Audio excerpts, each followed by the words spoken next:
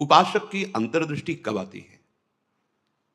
सेवा, स्वाध्याय, सुमिरन, सत्संग, फिर अंतर्दृष्टि, समाधि।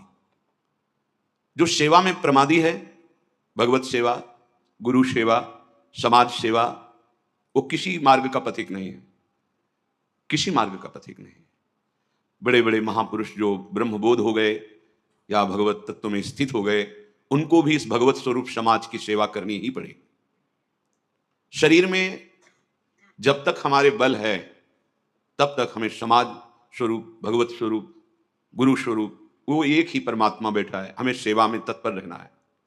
क्योंकि इस शरीर से बहुत जन्मों में अशुभ कर्म हुए हैं, उनका क्षय सेवा से होता है। प्रगट शरीर से जब हम सेवा करते हैं, इसका प्रभाव मन पर पड़ता है। जो हम क्रियाएं करते हैं उनका प्रभाव मन पर पड़ता है। यदि अशुभ क्रियाएं हैं तो मन गंदा संकल्प करने वाला मलिन होता चला जाएगा। शुभ क्रियाएं हैं तो थोड़ा पवित्र होता जाए। लेकिन आपकी शुभ अशुभ दोनों से परे क्रियाएं, भगवत स्वरूप, तो आपका मन भगवत स्वरूप हो जाएगा। तब अंतर्दृष्टि खुलती है, एक एक इंद्रिय परम पावन हो जाती है। ये 7 बातें पूज्य श्री राधा बाबा आदेश कर रहे हैं, अंतर्दृष्टि खोलने के लिए है। साधक प्राणों की बाजी लगा करके भी इनका कभी उल्लंघन न करे तो 4 अनर्थों का अपने आप नाश हो जाता है। आगे वर्णन आएगा। प्रेम ही अंतर्दृष्टि है। प्रेम नेत्र, हरिवंश नेत्र, ही के नयन निहार, अंतर्दृष्टि, ये एक ही शब्द के बहुत से पर्यायवाची हैं। प्रेम नेत्र कह रहे, प्रेम न बाड़ी नीपजे, प्रेम न हाट बिकाए, राजा परजा जेहि रुचे, शीस दे ले जाए। समझो, प्रेम ये बाजारू वस्तु नहीं कि खरीद लोगे पैसा देके। प्रेम ये ऐसा नहीं कि खेती बाड़ी है आप मेहनत करके इसे उपजा लोगे, नहीं। बोले चाहे राजा हो या प्रजा हो, जिसे भी प्रेम चाहिए शीस दे ले जाए। नारायण अति कठिन है हरि मिलन की बाट, या में पग पीछे धरे, प्रथम शीस दे काट। प्रथम शीस दे काट, शीस दे ले जाए, इसका क्या भाव होता है? अहम का समर्पण, बिका हुआ मैं हूं, मेरी कोई इच्छा नहीं, मेरी कोई चाह नहीं, अब जो ही कहें करें हम सोई, जैसा वो करते हैं जोई जोई प्यारो करे सोई में भावे। बात हो गई। प्रेम नेत्र खुलने का अधिकारी हो गया। ये अहम ही तो नचा रहा है। ये कभी वैराग्य में बैठा लेगा, कभी तपस्या में, कभी भोगों में, कभी प्रमाद में। इसके अनुसार थोड़ी भूमिकाएं बनती हैं भक्ति की या ज्ञान की। आचार्यवाणी, गुरुवाणी, उनकी आज्ञा अनुसार चलने पर हृदय में भूमिकाएं जागृत होती रहती है। ये अहंकारी देहाभिमानी सुधरना ही नहीं चाहता, मनमानी आचरण करना चाहता है। मनमानी आचरणों से ही तो आज तक हम विमुख रहे, सुख से, शांति से, भगवदानंद से। दुख और अशांति, क्लेश और बंधन बार बार यही मन और बुद्धि तो दे रहे हैं। बिल्कुल सत्य बात कह रहा हूं, इसे केवल सुनना ही मत समझ लेना। पूज्य राधा बाबा के वचन, ये 7 आए बिना तुम चाहे प्रेम के प्रवचन कर लो, चाहे सुन लो, प्रेम तुम्हारे हृदय में जागृत नहीं होगा, अंतर्दृष्टि नहीं खुलेगी। श्रीपाद कह रहे हैं अंतर्दृष्टि पश्य वृंदावनस्य, अंतर्दृष्टि से वृंदावन का दर्शन होता है। हमारी देखो बाहर नेत्र तो हैं पर त्रिगुणात्मिका माया के हैं। स्त्री दिखाई देती, पुरुष दिखाई देता है, जड़ दिखाई देता है, चैतन्य दिखाई देता है, अच्छा दिखाई देता है, बुरा दिखाई, ये कुछ नहीं। यहां सब चिदानंद वपु, प्रियाजू की सहचरियां और दिव्य एक पत्ते की कांति के बराबर भी महामहिम वैकुंठ नहीं है। ये वृंदावन है। वृंदावन द्युति पत्र की उपमा को कछुना ही, कोटि कोटि वैकुंठ हो तेईसम कहे न जाए। क्यों कि एक एक पत्ते और फूल में मेरी लाडली जू का प्रतिबिंब पड़ता है। पत्र प्रसून बीच प्रतिबिंब ही, नख सिख प्रिया जनावे। कहां वैकुंठ में वो सुख तो सखाओं को भी अच्छा नहीं लगा वैकुंठ का, फिर नित्य प्रिया प्रीतम के अंग सेवी सहचरी भाव वालों। तो वृंदावन अंतर्दृष्टि पश्य। जब तक भगवत साक्षात्कार नहीं हो जाता तब तक बहुत सावधान। इसके बाद सावधान रहने की जरूरत ही नहीं। जैसे मन सच्चिदानंद प्रभु का स्पर्श करेगा, फिर इसको विषय सेवन की स्मृति ही नहीं रह जाती। उसे उपरती अवस्था कहते हैं। एक होती त्याग अवस्था, ये साधक करता है, विषयों के प्रति आकर्षण है पर भोगूंगा नहीं क्योंकि मुझे भगवत प्राप्ति करनी है। दूसरी होती वैराग्य अवस्था, भोगों का सानिध्य है, ये भी जानते हैं कि हाँ ये भोगने में मन बुद्धि कहते हैं कि सुखद है, पर नहीं, राग रहित हो रहा है। और एक स्थिति आती है कि भोग सामग्री सानिध्य है, ये भोगने वाली चीज, इसकी स्मृति खत्म।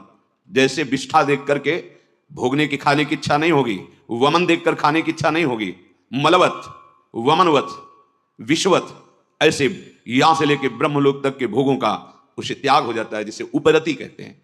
भोग सामग्री है, भोगने की इच्छा ही नहीं है, ये बोध भी नहीं रहता कि ये भोगना चाहिए, क्योंकि अखंड स्मृति जागृत हो गई आराध्य देव की। पहला, उपासक को शांत लक्षण धारण करना है।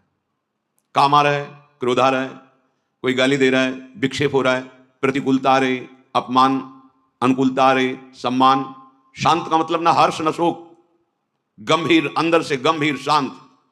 पहला लक्षण अंतर्दृष्टि खोलने के लिए सिद्धांत में भी वर्णन, शांति रव्यर्थ कालत्वम विरक्तिर्मान शून्यता। शांति, अपने प्रति कोई बार बार अपराध कर रहा है, शांत, न शरीर से दंड, न वाणी से दंड, न मन से दंड देने का संकल्प, क्योंकि सब में मेरा प्रभु विराजमान है। बिल्कुल ध्यान से, बाबा ने कहा ये बिल्कुल सत्य सत्य बात कह रहा हूं, प्राणपन से इन सातों बातों का निर्वाह करोगे तो अंतर्दृष्टि खुल जाएगी। प्रेम, यदि आप थोड़ा भी प्रमाद करेंगे तो इनको धारण नहीं कर पाएंगे। पहला ही है शांत, भाव देश में भी पहला है शांत। शांत दास्य शक्य वात्सल्य कांता सहचरी। शांत हमारे भगवान का स्वरूप है, शांताकारम, शांत, समझो। वाणी शांत, मन निसंकल्प, कोई चाह नहीं, स्थिति यहां पहुंचनी है। शांत का स्वरूप ये, न शोचति न कांक्षति, समः सर्वेषु भूतेषु मद भक्तिम लभते पराम। मेरी भक्ति का परम लाभ, पराभक्ति का स्वरूप ये, कोई चाह नहीं, कोई चिंता नहीं, कोई भय नहीं, कोई शोक नहीं, ब्रह्मभूता प्रसन्नात्मा, हर समय अखंड प्रसन्नता। देखो भक्त कैसा शांत होता है। परीक्षित जी महाराज गर्भ से ही भगवान के परम प्रिय भक्त हैं। भगवान ने गर्भ में ही रक्षा की। जब ये उत्तरा जी के गर्भ में थे, अश्वत्थामा ने ब्रह्मास्त्र संधान किया, इतनी बुद्धि बिगड़ गई थी। गर्भस्थ शिशु की हत्या सबसे बड़ा पाप होता है। भ्रूण हत्या, गर्भ हत्या, ये बहुत बड़े पापों में आता है। इतना बड़ा विद्वान क्रोध के वशीभूत होकर ब्रह्मास्त्र का संधान कि पांडवों का वंश ही विनाश कर देंगे। उत्तरा ने किसी अन्य का आश्रय नहीं लिया। जैसे द्रौपदी जी से चूक हुई, पतियों का आश्रय, सभा में बैठे हुए महापुरुषों का आश्रय, भुजाओं का आश्रय, दांत का, उत्तरा ने नहीं। जे ही देखा कि जाजुल्यमान ब्रह्मास्त्र गर्भ नष्ट करने के लिए आ रहा है, हाथ उठाया और तुरंत भगवान का, हे करुणा निधान गोविंद, पूरा शब्द नहीं हुआ, भगवान गर्भ में ही प्रकाशित हो गए, आसपास गर्भ की रक्षा कर रहे हैं। परीक्षित जी गर्भ से ही भगवान के भक्त हैं। अधर्म का धन कोई भी हो बुद्धि भ्रष्ट कर देता है, बहुत इससे बचा जाता है। आप इससे समझिए अधर्म के धर्म का कितना प्रभाव होता है। जबरदस्ती बलात् राजाओं को जीत करके वैभव छीनना, यह स्वभाव था जरासंध का। संतों के मुख से सुना कि जब भीम के द्वारा भगवान ने जरासंध का वध कराया, सहदेव का तिलक किया, पर उसका वो मुकुट जिसमें बहुत से राजाओं की जीती हुई रत्न मणियां, हीरे आदि थे, वो मिला के सबसे 20,000 तो कैद किए था। जैसे पशुओं की बलि देना हो, ऐसे वो बलि देने के लिए 20,000 राजाओं को। वही मुकुट एक दिन परीक्षित जी अपने मस्तक पर धारण किए। धारण करते ही शिकार खेलने का मन हुआ, चल पड़े शिकार। इतनी प्यास असह्य हो गई कि ऋषि आश्रम में गए। वो समाधिस्थ थे, अपने स्वरूप में स्थित थे। कोई है आश्रम में, मुझे बहुत प्यास लगी है। वहां तो समस्त इंद्रियां, मन, बुद्धि सब चेष्टा रहित है, भगवत स्वरूप में एकदम डूबे हुए, बाहर से शांत, कोई चेष्टाएं न सुना रही न दिखा रही, कोई इंद्री काम नहीं करेगी, क्योंकि सौम्य अवस्था को प्राप्त समाधिस्थ महापुरुष। पता नहीं कैसे ऐसी बुद्धि बदल गई इतने बड़े महाभागवत की। उपेक्षा करके बाहर निकले, देखा एक मरा हुआ सर्प पड़ा था, ऐसे धनुष की नोक से उठाया और ऋषि के गले में डाल दिया। महत अपराध है। साधु का उपहास या इस तरह की चेष्टाएं, उनको इसका भी पता नहीं चला। तो शांत अपने स्वरूप में स्थित हैं। कुछ ब्रह्म ऋषि कुमार देखे कि राजा परीक्षित अंदर गए थे, बाहर गए तो कोई बात ही क्या, वहां गए तो देखा समाधिस्थ थे, उनके गले में मरा हुआ सर्प।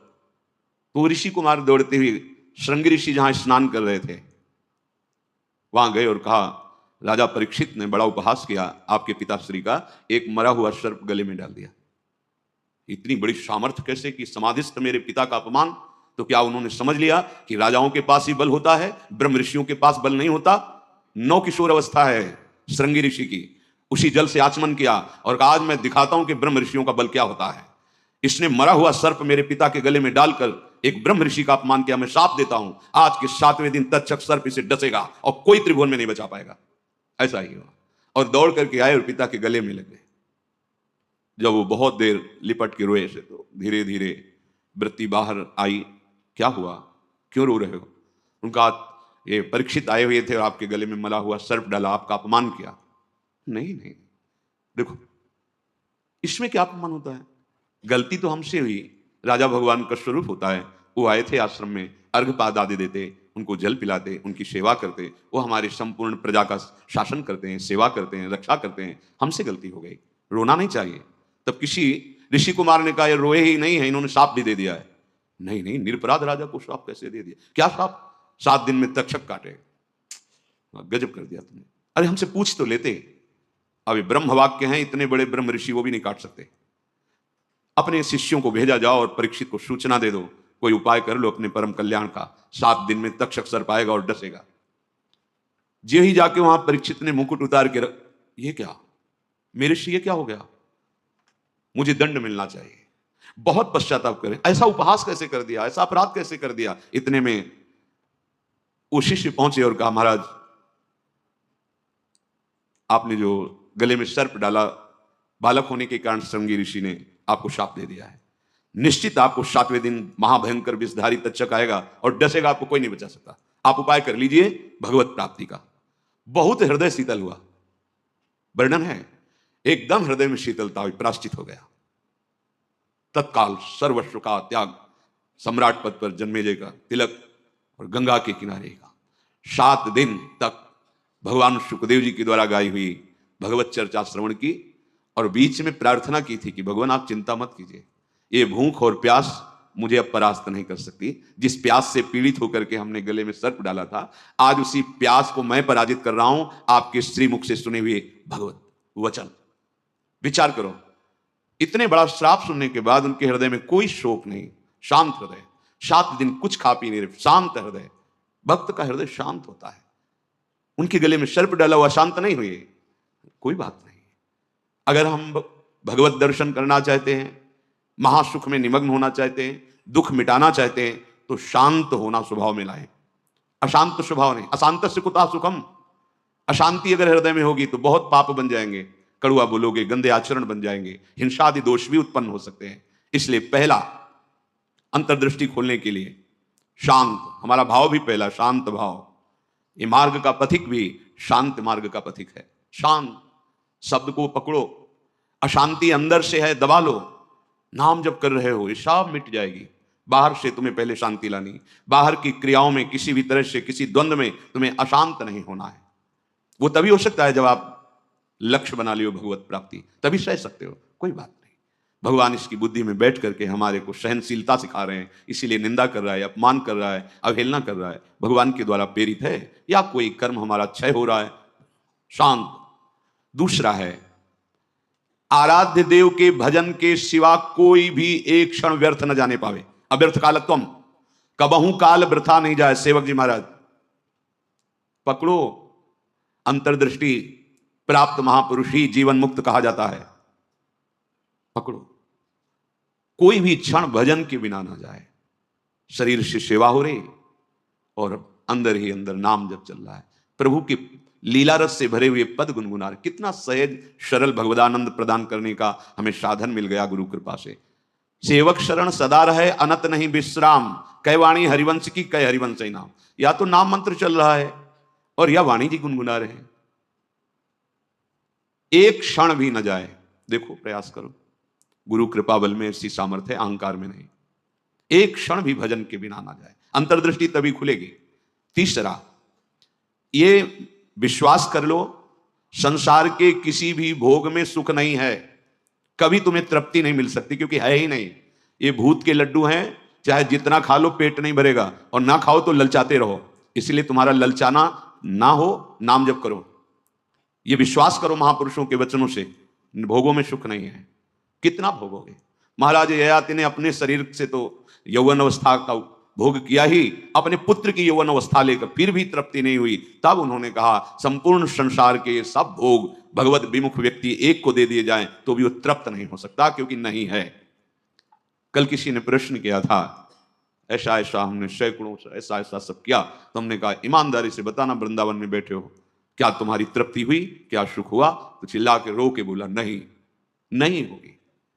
विनिश्चितम बदामि तेन अन्यथा वचांसि। गोस्वामी जी कहे मैं झूठ नहीं बोल रहा, सत्य कह रहा हूं। हरिम भजन्ति, बिना भजन के तुम्हारे इंद्रियां, तुम्हारा मन, तुम्हारा हृदय शीतल हो ही नहीं सकता, विश्राम पा ही नहीं सकता। ये जलाती रहेंगी कामनाएं, तृष्णा, वासनाएं। इसलिए पहले समझ लो, गुरुजनों के वचन मान लेने से निकल जाओगे। अगर अनुभव करने की चले भोग राज्य में, तो आज तक कोई ऐसा नहीं हुआ कि स्वयं लौट पाया हो। हमारी आपकी तो बात जाने दो, बड़े बड़े महापुरुषों में। एक उदाहरण, आद्य गुरु भगवान शंकराचार्य जी नवीन किशोर अवस्था में ही पूरे विश्व को अपने प्रकांड ज्ञान के द्वारा प्राप्त कर दिया। जब तीर्थराज प्रयाग पहुंचे, पूरे सन्यासियों का साथ में दल होता, मंडली होती, आगे भगवान शंकर साक्षात शंकराचार्य, शंकरम शंकराचार्यम, ज्ञान का विशुद्ध स्वरूप, तेजों में दृष्टि पड़ते ही चरणों में झुक जाए, ऐसा तेज। मंडन मिश्र नाम के एक बड़े विद्वान थे। भगवान शंकराचार्य जी ने उनसे कहा सत्य को स्वीकार करो या तर्क। उन्होंने तर्क स्वीकार किया, पर ज्ञान समुद्र भगवान शंकर से कौन जीत सकता है, परास्त कर दिया। उनकी पत्नी बहुत विवेकवान बुद्धिमान थी, आई और प्रणाम किया और कहा प्रभु आप संपूर्ण विजय अभी नहीं प्राप्त किए, अर्धांग तो अभी बचा हुआ मैं भी हूं, मेरे प्रश्न का उत्तर दे दो, तब हम दोनों परास्त माने जाएंगे। अभी तो आधे अंग को परास्त किया, आधा मैं हूं। बात सत्य है। बोलो, रति में स्त्री को सुख मिलता है या पुरुष को प्रधान सुख? अधिक सुख किसको मिलता है? बहुत प्रवीण थी, जानती थी, बाल योगी है, अनुभव शून्य। अगर ये कुछ बोलते हैं तो आपका अनुभव है ऐसा? क्योंकि सत्य विषय का तो अनुभव है, असत चेष्टाएं तो की ही नहीं, तो कैसे इनको अनुभव होगा? तो चुप हो जाएंगे। पूछा, मुस्कुरा दिए भगवान शंकराचार्य, समय चाहिए इसके लिए। हाँ देती हूं। एकांत हुए अपने सब संतों को लेकर और गुफा में कहा कि मैं शरीर छोड़ रहा हूं, ये सन्यासी शरीर है। महायोगी थे, मैं इसका अनुभव करके उसको बताऊंगा। आप हमारे शरीर को गुप्त रखना और ऐसी ऐसी पद्धति से सुरक्षित रखना, प्रकाशित ना होने पावे कि यह शरीर यहां है। ध्यान के द्वारा देखा कि एक राजा का शरीर छूटा है, अपना शरीर छोड़ा उस और वहां सौ रख करके विलाप हो रहा था। अचानक हरकत आ गई शरीर में, प्रवेश कर गए आद्य गुरु भगवान शंकराचार्य। इसके पहले अपने शिष्यों को बता गए थे मैं वहां उस शरीर में प्रवेश कर रहा हूं और भगवान हरि की माया बड़ी प्रचंड है, कहीं ऐसा ना हो कि उस वैभव सुख में राजी हो जाएं। तो एक मोह मुद्गल स्तोत्र की रचना करके दे दी थी, ये आके सभा में सुनाना तो ये सब ठीक हो जाएगा। आद्य गुरु भगवान शंकराचार्य ज्ञान समुद्र, वो कह रहे हैं कि कहीं ऐसे वैभव में, राज वैभव में बुद्धि राजी ना हो जाए, इसलिए मोह मुद्गल स्तोत्र, भज गोविंदम भज गोविंदम गोविंदम भज मूढ़मते, पूरा स्तोत्र है, ये सुनाना के राज दरबार में। जो ही हरकत हुई शरीर में, तो अब तो महान खुशी, नहीं राजा जीवित हो गए, बड़ा आनंद उत्सव मनाया गया। अब शरीर तो राजा का, लेकिन अंदर योगी, महायोगी, लौकिक चेष्टाओं का बिल्कुल ज्ञान नहीं। रानी बहुत बुद्धिमान थी, समझ गई कि राजा तो पधार गए हैं, इनके शरीर में किसी योगी का आवेश हुआ है। कोई योगी तो क्या, हमारे राजा ही तो है ना। उसने गुप्तचरों को आदेश किया कहीं भी किसी योगी का शरीर दिखाई दे तो उसको तत्काल नष्ट कर दिया जाए। पहले ही भगवान शंकराचार्य जी ने गुप्त रख लिया था, बता दिया था सुरक्षित रखना। सारी चेष्टाएं उनको सिखाई रानी ने। वास्तविक काफी समय हो गया, शिष्य इंतजार करते रहे, भगवान शंकराचार्य जी वापस ही नहीं हुए। ये मोह मुद्गल स्तोत्र जाके कहा तो बस गा करके वो बाहर निकले। भगवान शंकराचार्य जी अंतर्धान, तो राजा का शरीर फिर ऐसे वाकई फिर बताए। तो भोगों में और योग में दोनों के अनुभव करके बड़े बड़े महापुरुषों ने देखा, केवल भ्रम, कहीं कोई सुख नहीं। हम महापुरुषों के वचनों को माने, अनुभव करने के लिए ना चले। अनुभव करने के लिए जब गए तो आद्य गुरु भगवान शंकराचार्य भी अपने शिष्यों को मोह मुद्गल प्रहार करके मोह का नाश करना, क्योंकि उस शरीर में जाने पर हो सकता है मोह बद्ध कर, ये भगवान की प्रचंड माया है। तो गुरु वचनों को मान लो, शास्त्र वचनों को मान लो, अनुभव करने गए तो फिर फंस जाओगे। वो तो समर्थ भगवान है, लीला करके दिखा रहे हैं, अपने इतनी सामर्थ्य नहीं कि भोगों का अनुभव करके फिर उनका त्याग करके भगवत मार्ग में चले। जब भगवान शिव मोहिनी रूप को हृदय से लगाया, फिर आवेश हटा माया का, तब भगवान हरि ने कहा कि प्रभु केवल आप ही हैं कि मेरी माया का आकर्षण, फिर अपने स्वरूप में स्थित हो गए। दूसरा इस सृष्टि में नहीं है, सृष्टि में नहीं, ऐसी प्रचंड माया भगवान की है। इसलिए पूज्य राधा बाबा कह रहे हैं, उपासक तीसरा नंबर है, समस्त भोगों में कोई सुख नहीं है, ये मान लो। केवल शरीर यात्रा के लिए या अपनी धर्म पूर्ति के लिए आप गृहस्थ में हैं तो धर्म पूर्ति के लिए, संतानोत्पत्ति के लिए वो आज्ञा शास्त्र की है, वो निष्पाप क्रिया है, वो आपको आगे बढ़ाएगी।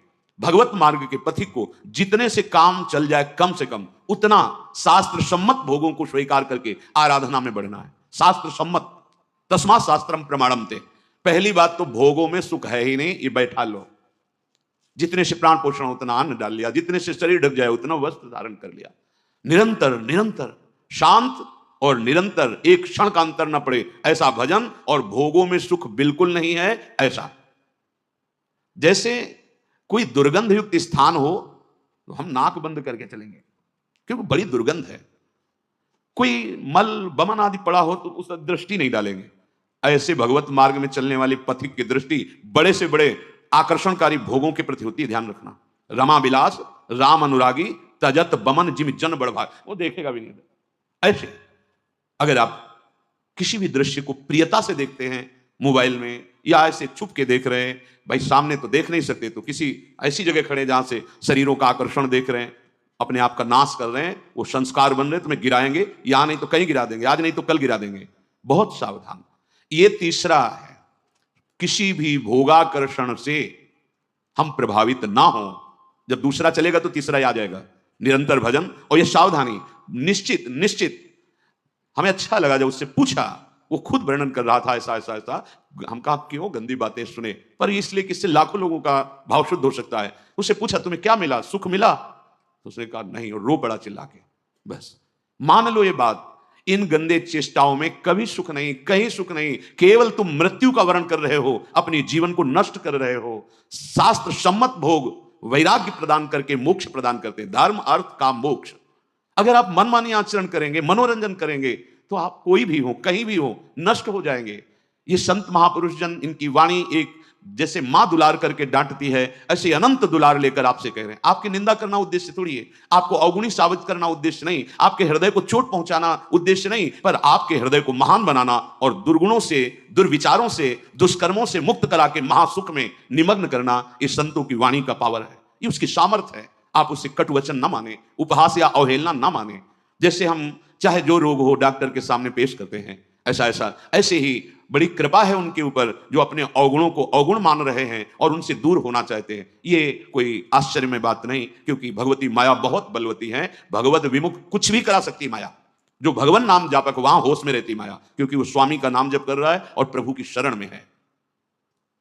अगर उपासक के हृदय में भोगों से घृणा नहीं आई है तो अभी उपासना का रंग नहीं, नाम जप नहीं चल रहा पक्का।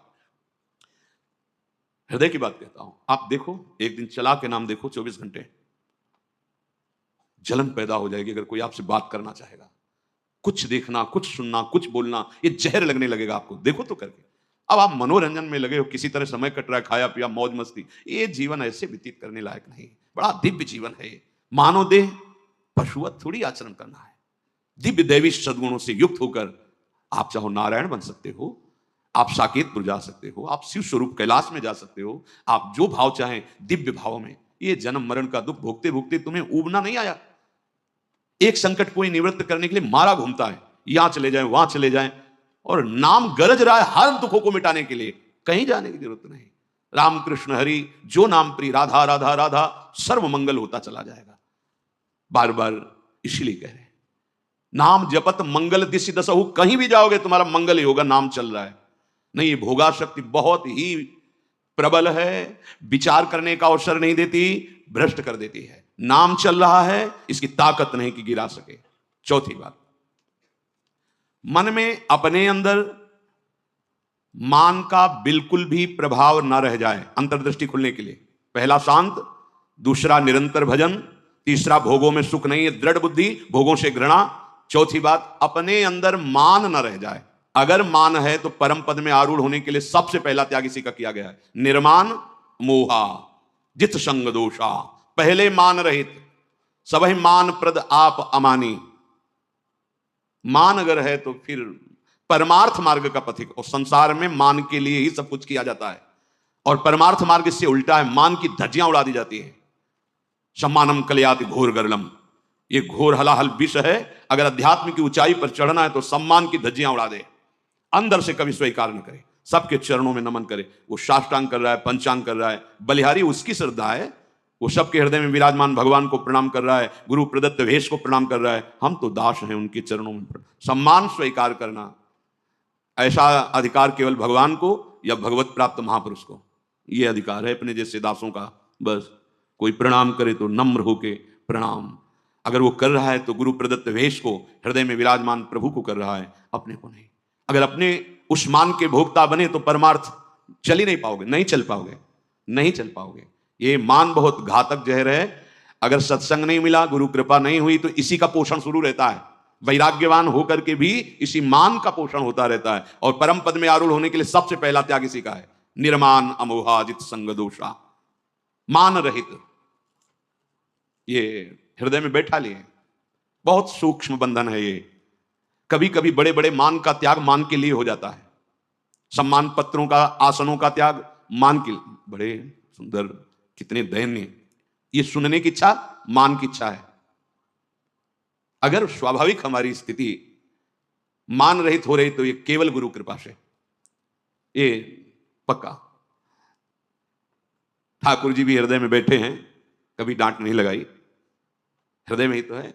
लेकिन जब ठाकुर जी गुरु रूप से आए तो एक एक चोरों को पकड़ करके पीट पीट के बाहर कर दिया। अहंकार, मान, मद, काम, क्रोध, लोभ, मोह, मद, मत्सर, ये सब पर टिको ना, आज्ञा पे टिको, गुरुजनों की आज्ञा पर, वाणी पर टिको, सब ठीक हो जाएगा। ये जिम्मेवारी प्रभु की बन जाती है। योगक्षेमम वहाम्यहम्, अप्राप्त को प्राप्ति कराना और प्राप्त की रक्षा करना। आप अनन्यस चिंतयन्तु माम, अनन्य होकर केवल चिंतन करो, संभाल लेंगे। मान को स्वीकार मत करो, मान को स्वीकार मत करो। शरीर स्वस्थ है, कोई प्रणाम कर रहा है, आप भी प्रणाम करो, उसकी श्रद्धा है। जब बहुत लोग प्रणाम करें तो कहां तक करोगे? हृदय से सबको प्रणाम किया और अपनी स्वीकृति नहीं की कि हमें प्रणाम हो रहा है, नहीं नहीं, देहाभिमान पुनः पुष्ट होने लगेगा। बहुत सूक्ष्म है। जहां हमारा मन प्रपंच में फंसने लगे, जहां हमारा मन संसार की मान्यताओं को स्वीकार करने लगे, नहीं, ये जीवन केवल भगवत प्राप्ति। मन की बिल्कुल एक दृष्टि रखो मन पर, इसकी एक एक वृत्ति की जांच करनी है। वो स्वाभाविक स्फुरित जो हो रहा है उसका विकारात्मक स्वरूप, शासन उस पर, प्रश्नोत्तर उससे करो। हम लोग क्या करते हैं? गुरुजनों से प्रश्नोत्तर करके तर्क रखते हैं। तर्क रखो मन के ऊपर। क्यों? बहुत बार तो तेरी सलाह मान ली, दुर्गति ही हुई है, अब तुझको मेरी सलाह माननी होगी, जो मैंने संतों से सुना है, जो मैंने शास्त्रों से पढ़ा है, उस पर तर्क रखो। नहीं, मन के तो बोलते ही दस्तखत कर दिए और शास्त्र सम्मत गुरुजनों की वाणी पर क्यों में हो, ऐसा क्यों, वैसा क्यों। चौथा है आपके मन के अंदर मान का बिल्कुल ना रह जाना। अमानिना मान देना, स्वयं अमानी, दूसरों को मान देना। महाराज भर्तृहरि जी जब भोगों से वैराग्य की वृत्ति जागृत की, कुछ नहीं, पिंगला का दृश्य देख करके घोर वैराग्य युक्त भगवान शंकर की आराधना, समय पर देवाधिदेव महादेव प्रसन्न हुए और कहा क्या इच्छा करते हो, वरदान मांगो। तो भर्तृहरि जी ने यही वरदान मांगा था, प्रभु कभी सम्मान से मुझे भिक्षा भी ना मिले, तिरस्कृत होकर भिक्षा पाऊं, कभी सम्मान से, मान से नहीं। ये क्यों? जहां मान जागृत हुआ फिर देहाभिमान, क्योंकि चक्रवर्ती सम्राट रहे ना, तो यही मांगा कि मान रहित हमारी स्थिति रहे, अर्थात भिक्षा भी मुझे कभी सम्मान से न मिले प्रभु। और महापुरुषों के वचन, जिस गली में भिक्षा मांगने गए आपका तिरस्कार हुआ, अपमान हुआ, अवहेलना हुई, उस गली में जरूर जाना चाहिए, लेकिन उस गली को पहचान लेंगे, जाएंगे नहीं। और आओ बाबा राधे श्याम, बैठो कुर्सी में बैठो, एक गरम गरम बनाओ, वहां जरूर जाएंगे, नहीं वहां मत जाइए। दरवाजे के बाहर से भिक्षा का अधिकार है, अंदर बैठना, कुर्सी में जाके बैठना, बात करना, हंसना, ये आप अपने लिए वो बीज बो रहे हैं जो परमार्थ को नष्ट कर देगा। गुरुजनों का आदेश है, भिक्षान्न केवल गेट के बाहर से, राधे श्याम 2-3 आवाज लगाई, अगर कोई ग्रह निकला भिक्षाम दे, ली रोटी चल, नहीं बस 1-2-3 आवाज लगाई, बाहर मिला मिला, नहीं मिला भूख पा लिया, तब भगवान अधीन होते हैं ऐसे भक्तों के। मन में मान का बिल्कुल न रह जाए आदर, बिल्कुल। 5वां, दिन रात में प्रतिपल ये भरोसा दृढ़ हो जाए भगवान हमारे साथ हैं। प्रेम दृष्टि खुलने का ये राधा बाबा का आदेश है। रात दिन तुम्हारे अंदर ये भरोसा हो जाए कि दिखाई तो नहीं दे रहे, भगवान है निश्चित हमारे पास। हमारी वाणी जी कहती है, नाम वाणी जहां श्याम श्यामा तहां। नाम चल रहा है तो तुम्हें दिखाई देंगे आगे चलकर, अभी पहले पाप नष्ट होने दो, अनर्थ की निवृत्ति होने दो, फिर देख लेना। पर तुम्हें ये विश्वास करना है आज सुन के, हर समय भगवान हमारे पास है, हमारे आराध्य देव हमारे पास हैं, हमारे पास हैं और निश्चित वो मुझे मिलेंगे। 5वां है, निश्चित मुझे मिलेंगे, वो हमारे आसपास ही हैं, वो हमें देख रहे हैं। विश्वास करो, हमारे आराध्य देव आसपास हैं, मुझे देख रहे हैं और मैं उन्हें जरूर देखूंगा, अर्थात निश्चित भगवत साक्षात्कार होगा। छठा, माला संख्या पूरी करने वाली यहां बात नहीं है, वो तो प्रारंभ की होती है। यहां बात है कि प्राण छूट जा सकते हैं लेकिन भजन नहीं छूट सकता, ऐसी दृढ़ता पूर्वक भजन। दूसरा था निरंतर भजन, अब इसमें दृढ़ता पूर्वक भजन। दृढ़ता इसलिए छठा नंबर मानो उसी की व्याख्या का रखा है। कोई प्रलोभन आ सकता है जो आपके भजन को रोक सके, क्योंकि माया बहुत बलवती है। कोई वासना दबी होगी, वही वासना का सारा भोग सामग्री फ्री, एकांत भोगो इसको, क्योंकि आप बहुत ऊंचाई पर चढ़ने जा रहे हो, भोगो इनको। लेकिन भगवत साक्षात्कार करने वाला किसी प्रलोभन में, प्रभु देव त्रिभुवन की राज्य लक्ष्मी देने पर भी आधे पल के लिए, याद हो गया होगा आपको, सैकड़ों बार कहा है, आधे पल के लिए भी अपने प्रभु का विस्मरण नहीं, इसे दृढ़ता कहते हैं। और भयानक से भयानक पीड़ा और कष्ट होने पर भी प्रभु का विस्मरण नहीं। देखो यहां तो जरा सा कुछ विक्षेप हो गया तो भजन ही नहीं है, भजन ही नहीं है। वैसे ही भजन नहीं बिना विक्षेप के।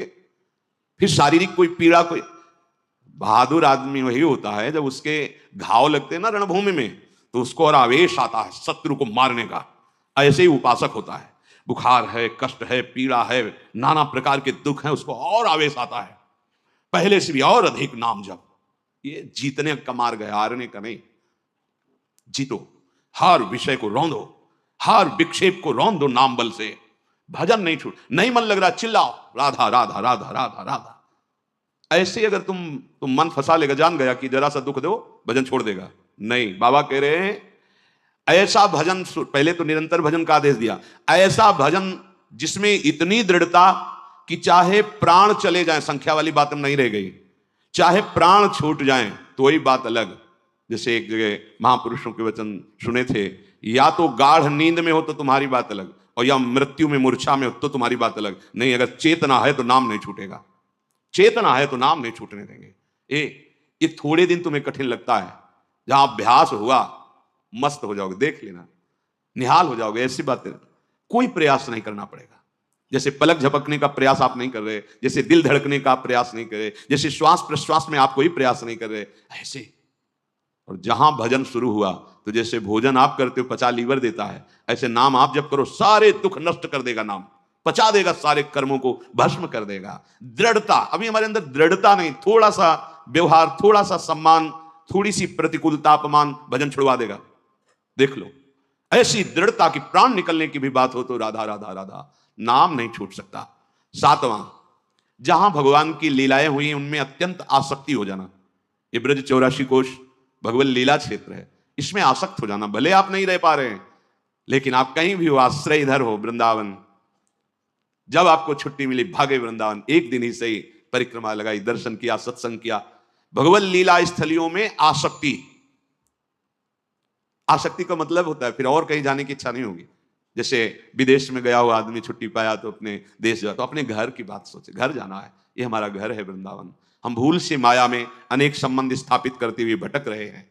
आ जाओ, हरि और किशोरी जो, ये ललिता विशाखादि सखियां, दिव्य वृंदावन, ये हमारा घर और ये हमारे घर के जन है। आए मिले परिवार आपने, हरि हंस कंठ लगायो, भाग बड़ो वृंदावन पायो। ये 7 बातें जब कोई धारण करता है और 4 विघ्नों से बच जाता है तो उसके हृदय में अंतर्दृष्टि प्रकाशित हो जाती है। ये 4 दुष्कृत हैं, अनर्थ, ध्यान से सुनना। ये 7 बातें स्वीकार करनी है और इन 4 बातों से बचना है। पहला है दुष्कृत जात अनर्थ। पूज्य श्री राधा बाबा, पूर्व जीवन में जो हमसे पाप हुए हैं, बड़े बड़े बुरे कर्म हुए हैं पूर्व में, लाखों अनंतों जन्मों का बात आ गई। अभी अज्ञानी जी ऐसे तर्क करते हैं, कौन जाने पीछे कर्म हुआ है कि नहीं। अभी नया बच्चा जो प्रकट हुआ है वो किसी विद्यालय में तो नहीं गया कि शिक्षा दी गई हो, आप ऐसे करो वो भयभीत हो जाए, मतलब जानता है भय का क्षेत्र है।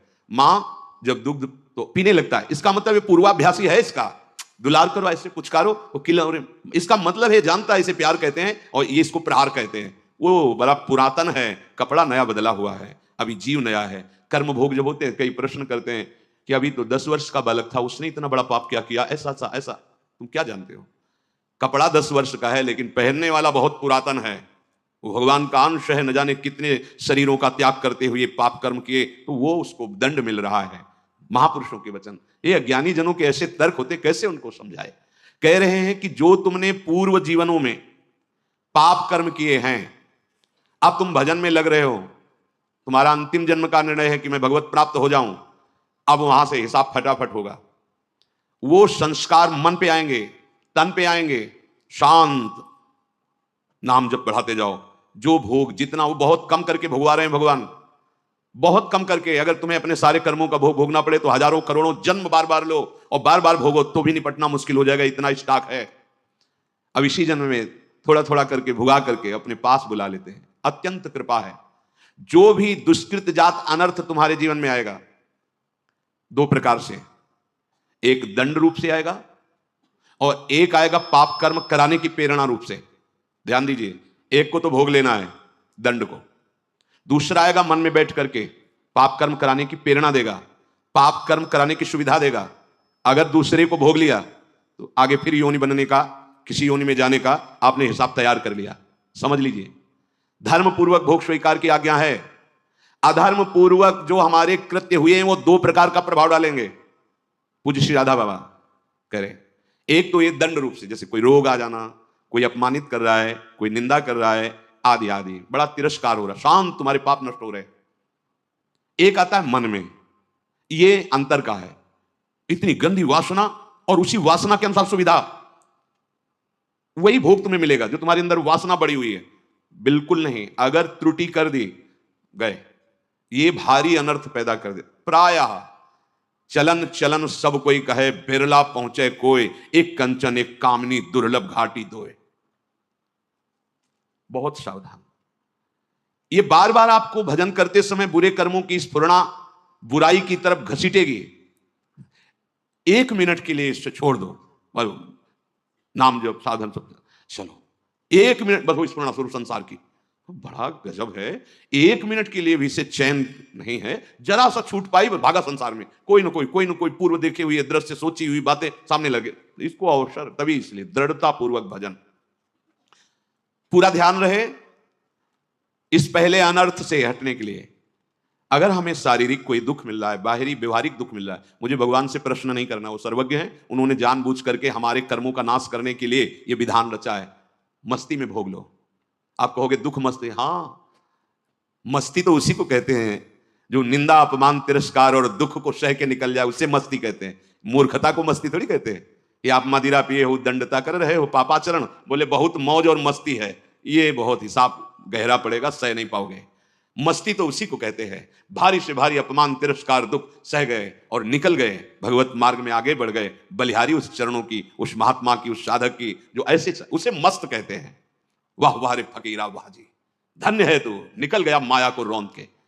तो फकीर का मतलब केवल वेश से नहीं है, अंतर से है। सबको भगवत प्राप्ति करने का अधिकार है, सब महात्मा हो सकते हैं, चाहे जिस वेश में हो।